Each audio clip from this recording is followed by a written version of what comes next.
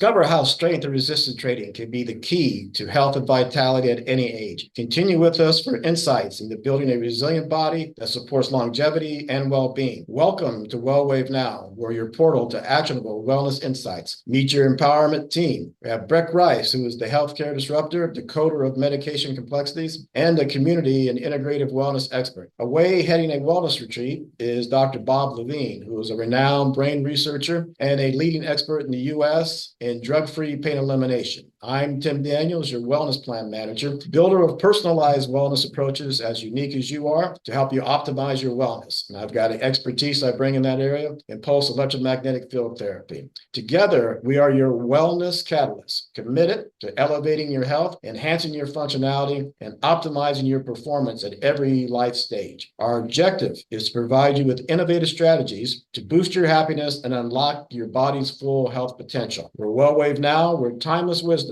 lights your wellness path. Today's episode will show you how and why resistance training needs to be part of your health and wellness plan. To help us do that, we've got my friend and colleague that I've known for at least 4 years, Lisa Snow, who is the president of On the Mend Customized Fitness and Massage. Now, while I've only known Lisa 4 years, she's got over 17 years of experience in helping youth through adults, including those recovering from illness and injuries, to regain their strength, mobility, and health and their confidence through customized training solutions. She's dedicated to making training for health accessible and enjoyable for all, no matter their starting point. Let's welcome Lisa. Hey, Lisa, it's great to have you on the podcast. This is amazing to have you here. There's so much that we are going to cover today, and excited to hear from the expert and find out more about you and what you have been doing to help people with training, specifically resistant training. So for our listeners, Lisa, that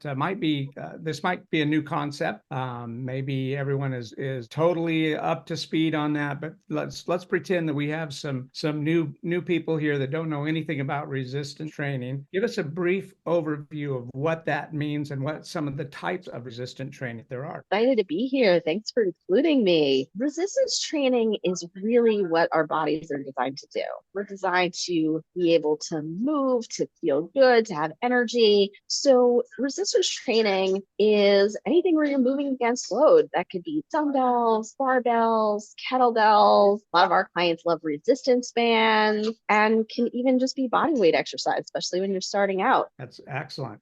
So how long have you been practicing or trained, Sarah? I heard Tim say for 17 years. It has been. We see clients in their homes. We make house calls here in the New York City area. We have clients on Zoom. We do employee wellness programs. So we've gotten to see people at really every stage in their fitness journey. And it's just amazing how much confidence people get from resistance training. A lot of beginners just don't think they can do it. It's a little bit scary, but once they start, it's not scary. It's just fun. Yeah. So why is it such a powerful tool? Well, resistance training does a couple of different things for us. It definitely helps us have stronger muscles, stronger bones, and helps us do things in real life. So a lot of beginners will come to the gym and have never done weights before. Maybe they got those 2-pound weight. You realize that what you're doing in real life is already more intense. If you have a 10-pound cat or a 40-pound dog or a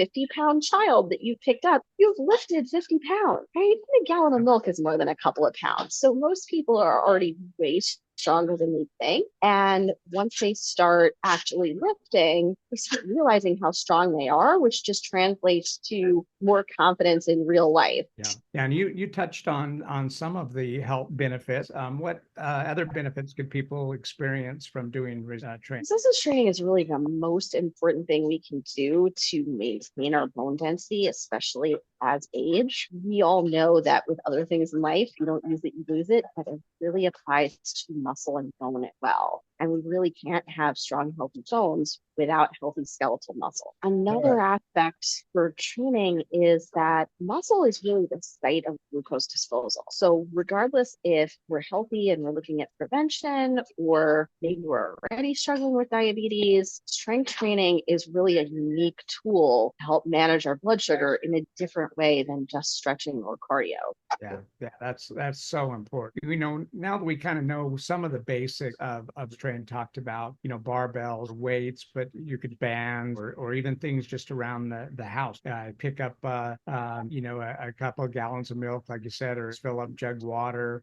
Is there also using your own body weight? What would be some examples of on body weight? Absolutely. For a beginner, a body weight exercise might be standing up and sitting down to a chair for 30 seconds or a minute, right? So really mimicking a squat, but you don't even need weights for that. More intermediate might be just a push-up, maybe from your knees, maybe from your feet, maybe hands on the wall if a full push-up is too hard. And body weight really goes from very, very easy to very, very challenging. So for an athlete, body weight strength training might be a handstand push-up. What is it called? And maybe you know this, Tim, when you use your opposite muscles to just resist, even just in resisting pull up, but you're not even doing a push up or doing a pull up, but you're just using your own muscle to resist back and forth. Is there a terminology for that? That isometric training, Lisa? Yeah, that could be isometrics where you're staying still, but it's something really hard. So for example, let's say you have your back against the wall, but you squat down. So you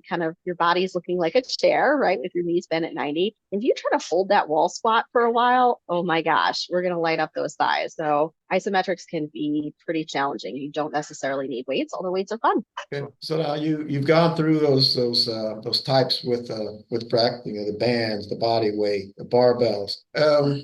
Sometimes as you may recall my career too, I ran an in-home care agency for the elderly. So I know you've worked with the young and the elderly. So as you use those different types or different approaches, what do you want the different age brackets to be mindful of, and how do you see their needs varying from 18-year-olds? And we've got our audience, from because of the platforms we're on and the reach that Breck has developed. We range anywhere from 18 years old to probably 75. So all of them need to kind of hear what your thinking is on the resistance training by age bracket. I'm glad you mentioned that, because I'm missing Dr. Bob here today. I was going to tease him about, what would you do for really old people like Dr. Bob, but he's not even here to defend himself. So, well, I would look at how many years young they are, not how many years old they are, but really starting with young people. In the past, there was kind of a fear of letting kids do strength training. There's been so much research and so much practical experience showing that strength training is safe for kids. Usually, when you say kids, Lisa, and that sparked a thought in my mind. That's why I interrupted you a little bit. But also, I want you to specify, if you would, when you say kids, what age do I'm not as old as Dr. Bob, but I've got my grandson is now 9 months old. Do you want my grandson doing resistance training? Okay. Not at 9 months, not at 9 months, right? If talking about elementary school kids, there's no reason they can't learn to do a crunch or a sit up or a push up or a lunge, right? If we're really looking at weight training, we're probably looking at starting around 12, 13, 14. But there's no reason a younger child who's maybe 9 or 10 couldn't do resistance bands or couldn't learn to do some exercises with their body weight, like a walking lunge. As we're starting to get into young adults, 20s, 30s, that's really when we're laying down bones. So really learning to lift at that age can be so important. And for a lot of younger folks that are maybe have a weight loss goal or a body composition goal, strength training is so important for that, because having a healthy skeletal muscle means that we're keeping our metabolism high, right? We're keeping our basal metabolic rate as high as we can to really make that weight loss so much easier. So a lot of folks are thinking about weight loss or thinking, well, I only want to do cardio. And I know why they think that, right? Because if you just look at the calories burned per hour, doing something like running or swimming laps does burn more calories than lifting. But the reason lifting is so important for that younger population is that as we diet, right? I don't love the word diet, I like the word nutrition, but got to use the words that people are using. So as we're maybe reducing calories and dieting in that sense, it's so important that we eat the muscle mass that we have. So if we're just doing crazy crash diets, we're losing fat and muscle. But if we're doing more of a reasonable nutrition plan and lifting, then we're really looking at just losing body fat and maintaining that healthy muscle mass through that whole journey. As we start thinking about a little bit older population, right? Thinking about menopause on the women's side, on the men's side, a lot of our middle-aged clients are really looking at disease prevention, diabetes prevention. Strength training can be really important to maintain both that age range, and especially as hormones are shifting both for women and for men, strength training can be a way to kind of manage some of those symptoms as well. Okay. Now, you touched on a couple of things there, Lisa, that I think we want you to go in a little more depth on them. Meaning, some of you talked about maintaining muscle. You've talked a little bit about bones and earlier portions. Those are, but you also you talked about the portion of maintaining the metabolic rate. People, I think, know some of those, but I think, and then you alluded to the men training for disease prevention. So what are some of the lesser known impacts that you've seen that you know of resistance training, that where it's really in terms of its health impact? We know about it for fitness, we know about it for looks, we know about for some of the things you touched upon, but I think there's so many other broader health impacts of resistance training that I think are key for people to understand some level of it there. I think the really overlooked part of it is the benefit for older population, right? 70s, 80s, 90s. At that age, we get a lot of clients with osteoporosis or osteopenia. We also see a lot of just muscle wasting, a lot of sarcopenia. And with that population, we're really focusing on muscle strength and muscle height, which people don't think about as a health issue, right? Because when we're young, typically we want to get strong without bulking up, right? Maybe we're a runner or a tennis player or a dancer. Being a big jack person doesn't really help you run a marathon, right? But as we look at clients in their 80s and 90s that have a lot of muscle atrophy, rebuilding that muscle size, not to big and jack, but to get back to normal for them is so critical. And with that older crowd, we just see people with healthy skeletal muscle living longer, staying independent longer, and just having lower all-cause mortality. Now, I think in one of our, now I may be imagining things, my memory may be slipping on me, but I think in one of our conversations over the past 3 years, you mentioned that it also had an impact. Was it on resistance had an impact on the endocrine system? Didn't you talk a little bit about that at one point? All right, just having a little issue with my headset, so just gonna speak to you here for a second while I get that going again. What was the question? I'm not sure I'm remembering correctly, but I think in one of our conversations one time, you had mentioned that resistance training also had an impact on some of the other regulatory systems of the body, including maybe the endocrine system. Absolutely. We don't realize that muscle really is part of the endocrine system, and it's so important for balanced hormones, for immunity. We tend to think of muscle as I pick things up and I put them down, but it's so much more than that. And especially over the past few years, I feel like we're so much more focused on immunity and paying more attention to that. Okay, appreciate it. So, so I just find it really fascinating, how you've talked about how it should be adapted for different ages and how it helps different ages. I think now we want to kind of take it with Breck into how it fits into a broader fitness routine. You mentioned the cardiovascular, and people always want to do that for certain reasons. So I think it's key to understand how it fits into one's overall health and wellness regimen. Yeah, absolutely. So let's talk about how resist training complements other forms of exercise, cardio, flexibility routine, yoga. And we talked last week about Tai Chi and Gong. And so how does resistance training complement other exercises? Great question. I think that's an area where our understanding has really evolved over the years. In the past, I think so many people had this stereotype that strength and flexibility are opposite. And I get how they came to that point, right? They were thinking of, let's say, a power lifter or a football lineman who's very strong but not flexible. And on the other hand, maybe they were thinking about something like ballet or rhythmic gymnastics, where people are not quite as strong, but they're really flexible. And because of those stereotypes, I think a lot of people who want to lift are a little afraid to stretch. And a lot of people who are in more flexibility oriented sports are a little afraid to lift. And that has really changed over the past few years, both because there's so much more clinical research on strength training, but also we're just seeing the application of that with real athletes, right? We're seeing sports like artistic gymnastics where people are very strong and very flexible, martial artists or springboard divers, things like that, where people really do have the strength and the flexibility. And we're seeing they do not cancel each other out. They really build on each other. And if we're thinking about a client who is just an ordinary person, they're not an athlete, they're not a dancer, maybe they have a desk job or they work really long hours, strength and flexibility really feed off each other because they both really contribute to pain management, right? We get a lot of clients that just work insane hours. They work 70 or 80 hours a week at a desk, got to focus that higher time. Most people couldn't focus for an hour. These people have to focus for 10, 12 hours at a time. And just sitting for hours leads to a lot of back pain, neck pain, and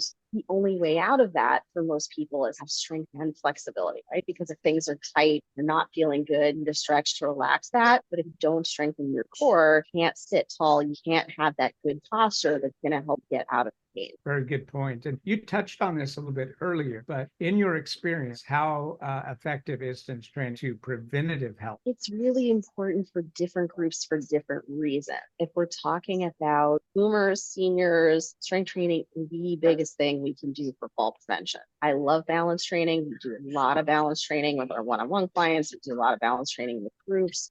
But realistically, we don't have strong quad, right? Strong thighs, strong glutes, strong calves. You're just not strong enough to balance. So sometimes, especially for the folks who maybe have sarcopenia or maybe are edging in that direction of having some muscle loss, we just need to get that strength training piece going first before we move into balance training if we're really going to be effective with fall prevention. For the younger population, I really see it being such a great tool for managing blood sugar. Lately, there's been such a big trend of people trying to track and measure everything from watches that measure your steps to sleep trackers to, CGM. Now, for the healthy population that are working on prevention, I'm really not a big fan of continuous glucose monitors. I think it's just way too much detail for a beginner and they're just going to get lost in the weeds. But for someone who actually has diabetes, either just getting blood work at their doctor's office or even having a CGM can be really useful. And it's phenomenal to see people tracking real time how those workouts do help them keep their blood sugar under control. Excellent.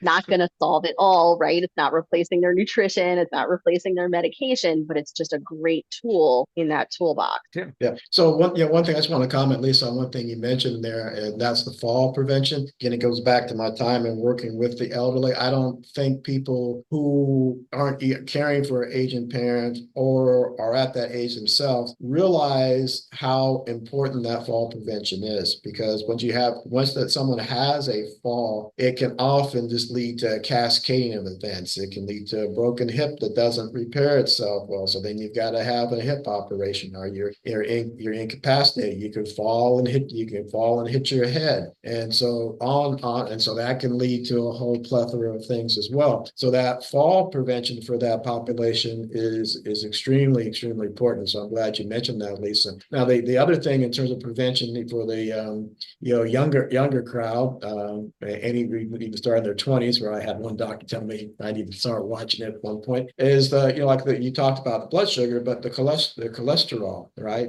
I believe there's some things to show that resistance training is one of the few things that it can improve the good cholesterol, correct? That's a great point. Resistance training and exercise in general does help with increasing HDL. I think what we're seeing in the research now is that LDL is really an independent risk factor for heart disease. So back in the day, we were really looking at just what the ratio of HDL to LDL. And if the ratio is good, then maybe LDL doesn't matter. HDL obviously being the good cholesterol and LDL being the bad cholesterol, although of course you need both. They're both natural. They're both part of the body. Now we're really seeing that even if the ratios are good. And even if we have that high HDL, high LDL is an independent risk factor for heart disease, which really just gets back to why we need to manage that with exercise, with nutrition, if all else fails, even with medication. But really just the importance of getting that regular blood work and monitoring that, because really, if you're not assessing, you're guessing. Yeah. Stole that from Paul Chek, and it's been a great thought throughout my career. And we just encourage people, hey, get back to your primary. I know no one likes to go to the doctor. We all love to procrastinate. We all have all these reasons why we're too busy, but none of us are too busy to get that blood work done. Hey, for those that are just joining, we are talking to a resistance training expert. Lisa Snow is our guest today. So thank you for joining us. If you're on TikTok Live, Facebook Live, so here in the Zoom room. We're going to take a short break right now, but when we return, we're going to delve into the science behind resist training and hear some inspiring success stories. So I'd like to thank our sponsor for this half hour, Better ALT, improve your energy level, enhance cognitive functions, support healthy aging while boosting your immune with 85 plus trace minerals and also the bioactive compounds. It's the pure Himalayan Shilajit by Better ALT. You can find it at thebetteralt.com, GNC, or other fine retailers. We'll leave a link in the show notes for those that are listening to podcast. Now back show. All right. Thank you, Brett. So now, Lisa, so as Brett mentioned, we want to explore some of the scientific backing on resistance training. You've alluded to some of it, right? When you Sorry, Tim, we lost sound. It got somehow Zoom muted me for a second. I guess it didn't want to hear me. And I got this note saying I'm muted, so I need to do it. Yep, sorry. That's right. So good to be back here with you. So Lisa, basically, you talked to and alluded to some of the scientific evidence and research behind resistance training's role in health. Is there anything else that you'd like to point out there in terms of recent research that really? Because again, I think people are very focused on exercise and resistance training from a fitness standpoint, from an energy standpoint, from a looking good standpoint. But we again want to continue to drive home with them that it isn't just about that, but it's also about their health. So anything else you'd like to point out in terms of what you're seeing in the research in resistance training? We've known for a long time that resistance training works. I think the fitness industry as a whole hasn't done as good of a job as we could really getting that message to people that resistance training isn't about bulking up, it's really about being healthy, and that really muscle is the organ of longevity. So I think a lot of this research has been out for decades, but in terms of just new research that's coming out now, if you're a beginner lifter, just start lifting. Don't worry about the sets being perfect. Don't worry about the perfect reps. Don't worry about the perfect volume. If you've been lifting for a long time and you're already strong, you're just looking to mix it up, a lot of new research coming out about varying volume over time. So how many hard sets are we doing in a workout? And what's a hard set, Lisa? So, a set that's really challenging. Maybe you're going to failure. Maybe you're going, meaning like the absolute last rep you can do. Maybe you're stopping a couple reps shy of the max that you can do, but still really, really challenging. So what we're seeing with really experienced lifters is that being able to increase your volume can really make a difference. So maybe you've just been doing 2 sets of chest and 2 sets of back and 2 sets of quads and 2 sets of hamstrings for a long time, and you're kind of hitting a plateau. You could spend a few months where you're doing 8 or 10 sets of legs and you're just doing a little bit of arms for maintenance. And then maybe a few months later, you're focusing on doing a ton of sets of arms, dropping that leg volume a little bit. So starting to really see that can benefit strength, can benefit hypertrophy, where you're not really losing any muscle mass for the areas that you're still doing maintenance on and not focusing on so much. But again, for that beginner lifter, I would not get into the weeds of that. It's just about starting, just doing something, maybe getting a TRX, maybe getting some resistance band. Maybe you're working out at home and you don't have weights. Maybe you're just getting adjustable dumbbells or power block can be really effective. Now, you've alluded to this before about adjusting the training based on the age. Give us some real life examples of what you would do for somebody, let's say, over 60. If they're just starting out, again, someone in their 60s might have been lifting their whole lives, or they might be brand new to this. Maybe they've done years of cardio and lifting is is kind of a whole new experience. So I would definitely want to include some movements that mimic some things they're doing in real life, right? So if you're going to a store and there's a really heavy door and that's really hard to push, maybe we give them a resistance band and we have them stand up and do a chest press, right? If they're lifting heavy baskets of laundry, guess what? Pulling, pretty similar to a row, right? Lower body is important for everybody, but especially if maybe they have a little bit of arthritis, maybe they have a little bit of knee pain or hip pain, really relearning how to safely squat, safely deadlift can be really important. And thinking about how can we use what's already in their environment, right? So if they have stairs in their building, that's a great way to have a cardio warm up before they get into strength. Or if maybe they have a chair that's the perfect height to do an incline push up, a lot easier than a full push up on the ground, but it still might be really challenging for them. Excellent. Now you're so good at this. I had a whole list of questions that you've already covered just in your responses. So thank you for being so thorough in describing exactly what all the benefits, health benefits, the age difference, everything that you have done over the years. If somebody's new to this, just getting started, okay, what should they look for in a trainer? Definitely someone who is certified. If maybe they're part of a gym, maybe they're independent. If they're independent, you want to know that it's like any other professional, that they have professional liability insurance. But really a big part of it is their communication skills, right? Are they a personality match? Are you reachable with them? Especially if you have finished physical therapy and you're getting back into fitness. Post rehab and recovery is a long road. So you're going to be spending a lot of time with this person. You want to make sure that they're making it fun for you and that you guys really feel like you're on the same wavelength. And especially if you're older yourself or you are looking for this for your older parents, you want to make sure that they actually have some experience working with seniors. And same thing for any population, right? If you're a new mom and you're just getting back to the gym for the first time, you want to find out, do they have some training in pre and postnatal? Do they have experience with that? My last question, Tim, for Lisa here, because I know we're running up against the time here. But my last question for you, Lisa, is we had promised the listeners today some success. Can you give us a success story of somebody that first? A couple of people come to mind. One was a boomer who had finished physical therapy, so he's absolutely clear to exercise, but over the years, he'd actually had 4 strokes and was still walking on his own, no wheelchair, but was really struggling to get back to the floor. And he had a grandson who was a toddler, and he felt like he could talk to him, but he just couldn't get back to the floor, play with him. So that was a big goal. And it took a few months. He did some balance work, but a lot of lower body strength training. And he was able to relearn to get down to the floor and stand up on his own. And he honestly didn't think he was going to be able to get it. We have a lot of clients that we tell them there are things they can do, and they're like, you're selling me something. And then when they actually do it, to see that transformation is so much fun. Tim, should we take some questions? Yeah, well, I want to just do one thing before we go to the questions that have come in, and that is, Lisa, we want to make sure as we wrap into this portion that people know how to get a hold of you. And people know how to get a hold of you, and also, can they work with you? Does it all have to be all on site with you?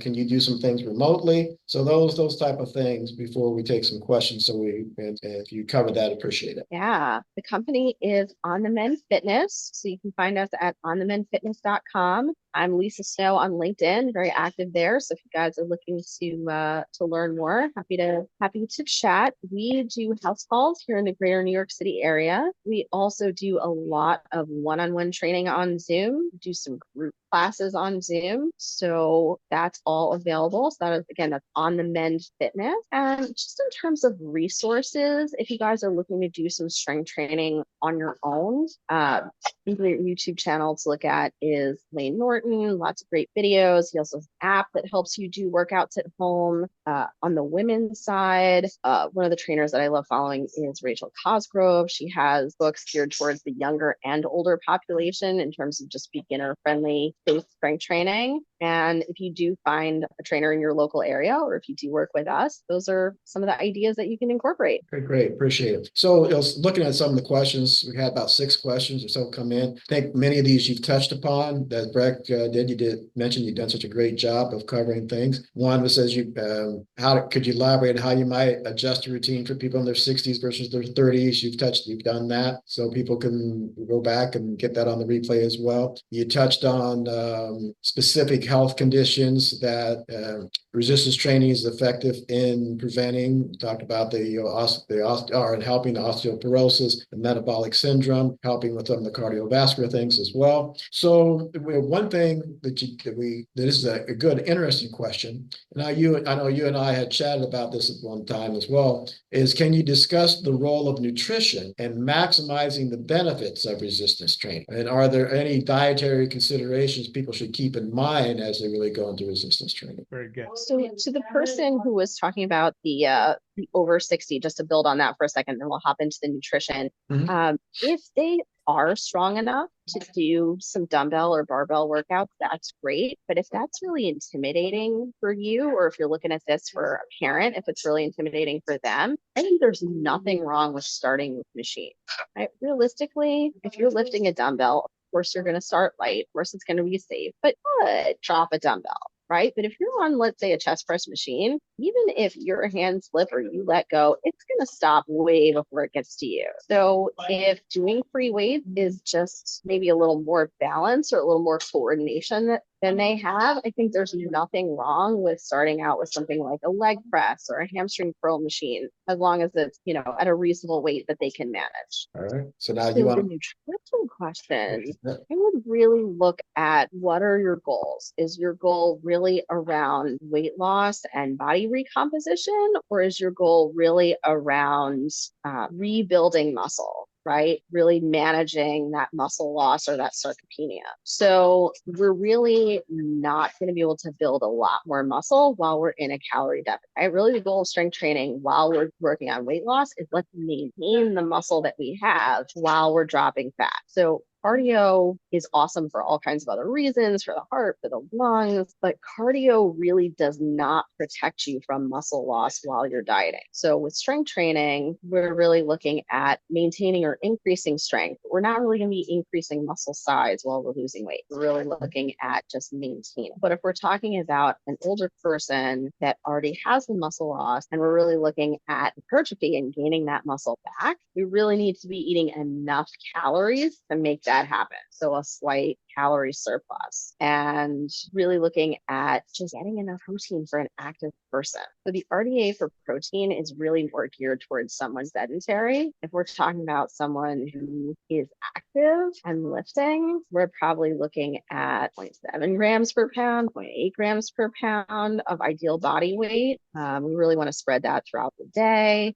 And especially as we're looking at reducing risk for heart disease, reducing risk for diabetes, we probably want to include some plant protein as well. Now, anything, one thing, as Breck knows, and it's hard for me to stay away from this particular part of it because of I'm an old collegiate wrestler with some ripped up knees. So as you think about joints and exercise, whether it's from injury or from aging, are there some nutritional things that you would suggest there in order for someone to be able to maintain a consistent resistance training routine? If we're looking at injury recovery, we really want to maybe look at some other movement patterns, right? Big fan of Ray Cook, big fan of functional movement screen, and really looking at can they really do those moves with good form, right? If it's someone can squat with good mechanics, not opposed to that, even for somebody with knee injury, right? If can deadlift correctly, not opposed to that. But really looking at just the movement patterns that underlie some of those movements, right? So if somebody can't do a bridge on the floor, do you really want them deadlifting? Probably not. Right. Plenty of folks who can put up a lot of weight on a bench, but can't do a sit push-up. Right. So maybe we need to rewind and get those foundations. Right. So Lisa, are you telling me that my collagen 1, 2, and 3 and my special type of vitamin C and my high hyaluronic acid aren't doing anything for my joints to support my ability to continue doing resistance training? No, they are. I think well-planned supplementation can be really important. I love the vitamin C. I love some of the other things that you mentioned. I'm I'm always a fan of, if we're doing supplementation, let's do some before and after blood work and see if we're moving the needle. But absolutely, supplements have a place in that. Absolutely. I'm glad you mentioned that, right? Because no two people are exactly the same, right? And unless you actually get some good documentation where someone's at, you have no idea where they fish up. Oh, getting lab work done. So, right. And then to understand, right, it's one thing to get it done, but then the results can come back, look like you're in normal range, but what does normal mean to you and what does normal mean to me? Absolutely. That blood work is so important. And the other thing with supplements is it's not just about managing deficiency, it's really about optimizing. So in the past, people looked at something like creatine and said, okay, well, that's just a supplement that's about healthy skeletal muscle. Now we're starting to see some emerging research. Does creatine benefit cognition? So a lot more research needs to be done there. But, a typical person who's, just thinking about creatine from a strength perspective might be doing like 5 grams a day, creatine monohydrate. Some of the cognition research, we're starting to look at like 10 a day, 10 grams a day. So again, not saying do or don't take any specific supplement. Check that out with your doctor, with your nutritionist, but a lot of really, really promising research on are things like creatine not only going to help with skeletal muscle, but really help with memory and maintaining that as long as we can. Right. Now, and then what you have any opinion on one, there's a lot that, at least a couple of years back, I haven't really stayed abreast of the thing recently, but a lot of the resistance trainers, especially the younger crowd, were talking about all the branched chain amino acids and how important that was to resistance training and getting their maximum benefit. You have an opinion on that and the role it can play in supporting or not supporting resistance training? Great question. Back in the day, it was really popular to take BCAAs or branched chain amino acids as a standalone supplement. Mm-hmm. Over the years, I just have not seen the research to support that. Those amino acids are really important, but usually you're better off getting that through protein powder that has a nice blend of all the amino acids, as opposed to taking BCAAs as an individual supplement. Okay. So really seeing a trend toward protein powders that are like a peas and rice blend that seems to have a really nice amino acid profile that's actually very similar to whey, but seems to be really well tolerated by everybody, including folks that might have dairy allergies or intolerance. So yeah, I would go, first of all, you don't have to have protein powder. You can absolutely get protein from food, but if you like protein powder, it's delicious, convenient. If you have some calorie goals or some macro goals, protein powder can help you meet that. And some of the newer pea rice blends are just so creamy and just blend so well. Excellent. Yeah, that's really great advice, and glad covered that as well. It's been so great to have you on the show today, Lisa, and hear more about your background experience. Truly are an expert to share you with our audience. All of our social media platforms. Join us live again, TikTok, Facebook here. All right. Thank you, Lisa. Pleasure. Come back again. Thanks for having me. Again, the company is On the Mend.